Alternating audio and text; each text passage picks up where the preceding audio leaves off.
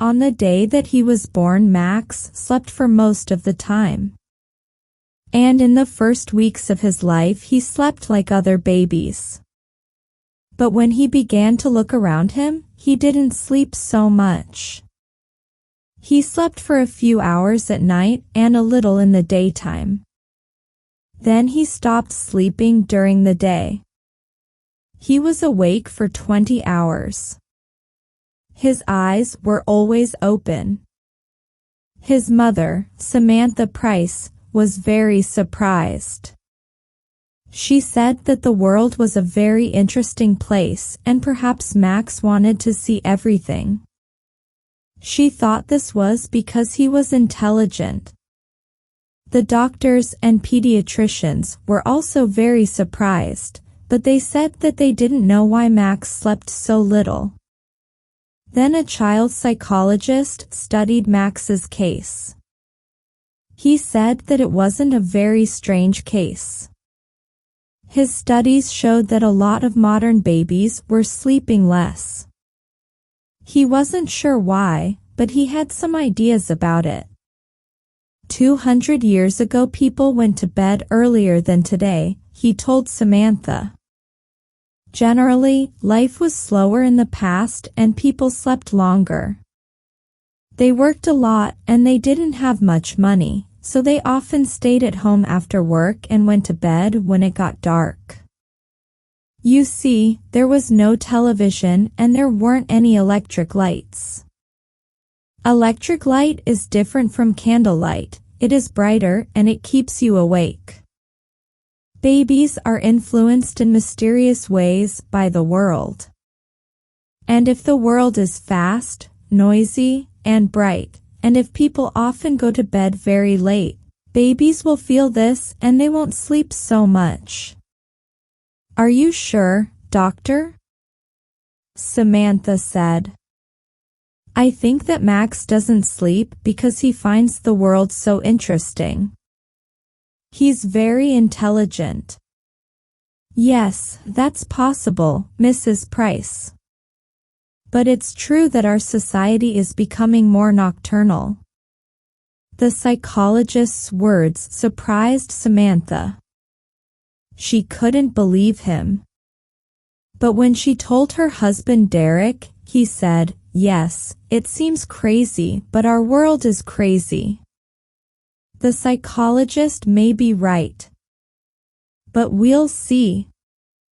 Perhaps it will pass and Max will sleep like other babies. When Max was 5, the doctors said he was a hyperactive child.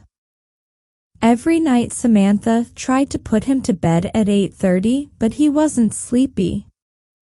Samantha became angry. Derek was angry too. They shouted at Max and finally he went to bed at about 9:30. But he cried and he never fell asleep before 11 o'clock. Then he woke up between 4 and 5 in the morning and he wanted to play. Samantha and Derek were always tired and nervous. When Max was 8, he slept about 2 hours at night. Now Samantha and Derek went to bed while he continued to play quietly with his toys or his computer. He did lots of things to pass the time and he didn't often feel bored. He liked the electronic light of the TV or computer. He was always in the light. If he was always in the dark for a while, he became nervous and depressed. It seemed that he needed light. I think he's a mutant, Derek said one day, and he laughed. But he was half serious. What do you mean? Asked Samantha. Nature is trying to produce a new kind of human and Max is an experiment, Derek replied, laughing. He's a child of the future. When Max was a teenager, he was awake for most of the day. At night he went to discos or all-night parties. He watched videos or late-night films on TV, and he listened to music. He went to school every day, but he didn't get up in the morning like other children. At school his friends were surprised because he wasn't sleepy. And he worked hard. He liked learning new things and he read a lot of books. He wanted to know all about life and the world. When his friends asked him about this, he said, "I want to understand everything.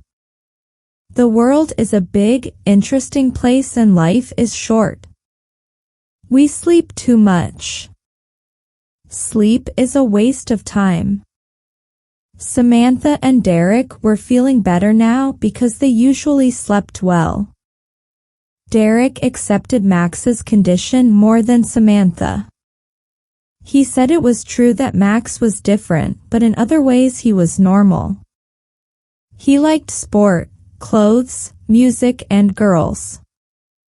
"How can you say he's normal?" said Samantha. "A normal person can't always live in the light of day or electricity. Normal people can't live without sleep. It's impossible. Max must sleep or one day he will die." One evening Samantha put some strong sleeping tablets in Max's tea to see what would happen. When he began to look sleepy, she called Derek. "Look," she said excitedly. "He's going to fall asleep." Derek was surprised and happy. "That's wonderful. Perhaps he's normal after all. You'll wake him up." After about half an hour Max opened his eyes. "What's happening?" he said, looking around. "You fell asleep," said Derek with a big smile. "Asleep? Me?" Max looked angry. "How long?" "About 30 minutes. "Oh no. I don't want to sleep. There's too much to do and see in the world." "But how did I fall asleep?" Samantha said quietly, "I gave you some sleeping tablets." "You, what?" Derek shouted. "Give them to me, Mum," said Max. Samantha looked very unhappy. "Oh, you must sleep." "Max. Why don't you sleep?" "I don't need it. When you sleep, you don't know anything. You can die in your sleep and you won't know about it. When you sleep, you can't see or hear anything. I don't like that." "But everybody in the world sleeps, Max." "I know, but not me. I want to see, hear, and know. Now give the tablets to me, Mum." Slowly Samantha put the packet in his hand. But she couldn't stop herself. She was always thinking about Max's condition. One day she wrote to a famous neurologist who was an expert on sleep. Dr. Somaz answered her letter, asking if he could do some tests on Max. Max said yes. After the tests, Dr. Somaz said that Max's brain waves were different.